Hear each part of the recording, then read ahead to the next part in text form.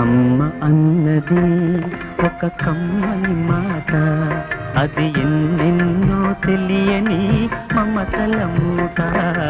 అమ్మ అన్నది ఒక కమ్మని మాట, అది ఎన్నెన్నో తెలియని మమతల మూట, మమతల మూట.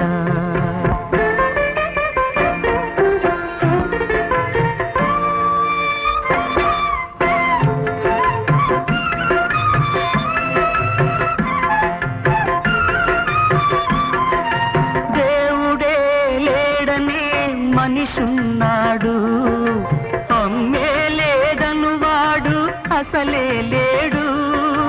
దేవుడే లేడనే మనిషున్నాడు,